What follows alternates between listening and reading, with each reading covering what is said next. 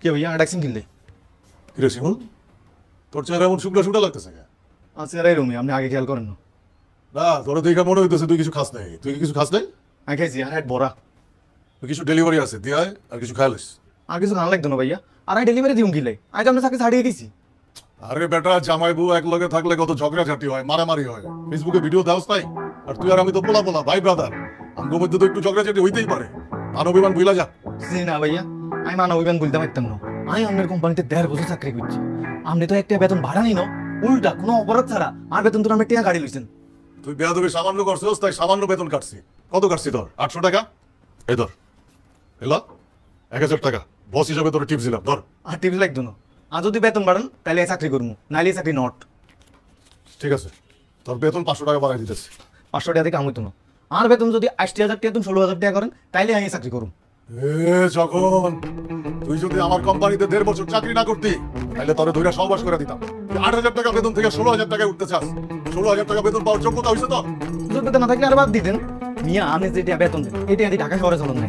ইগে পারফিউমের দাম 10,000 টাকা, বনানিতে একবার ডেটিং করতে গেলে খানার বিলিতে হয় 2-3,000 টাকা। দুইবার ডেটিং করলে আমার বেতন শেষ। এটা আমি কি চাকরি করবো?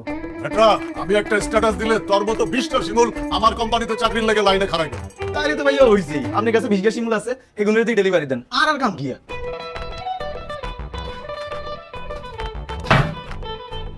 বউ, ও বউ, কি আমার বউ কি হইছে? তুমি এত খুশি কেন? তোমারে ঢাকায় আনতাছি, 1 মাস থাকতিব। তোমার নিয়ে ঘুরমু, খামু, সিনেমা দেখবো, তোমার জামা কাপড় কিনা দিমু, একটা জিন্স প্যান্ট একটা শার্ট। ওই পরে তুমি আসলে ঘুরবা আর আমি তোমার দেখবো। ওরে বাবা রে, হঠাৎ করে কি হলো তোমার? কি বোনাস পাইছো না গাড়ি বাইরে গেছে?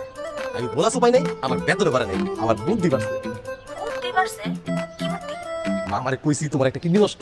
হায় আল্লাহ, এত বড় মিথ্যা কথা কইছো? ছোট্ট একটা মিথ্যা কয় যদি একটু সুখে থাকি সমস্যা কই। আমি মামারে কইছি তোমার একটা কিডনি নষ্ট হয়েছে, চিকিৎসা করাই দেবো। এই কথা হই না, মামা গেছে কইলা 5,000 টাকাও দিছে।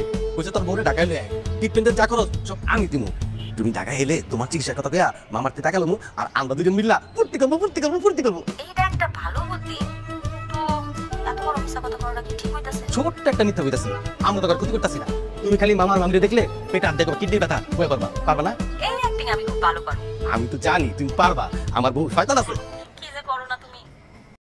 হ্যালো বন্ধুরা, ব্যাচেলর পয়েম সবগুলো দেখতে চাইলে আমাদের টেলিগ্রামে জয়েন হয়ে নিন।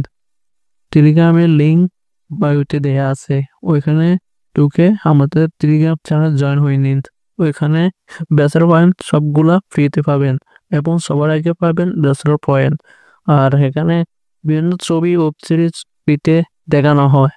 তাই আর দেরি না করে আমাদের টেলিগ্রামে জয়েন হয়ে নিন।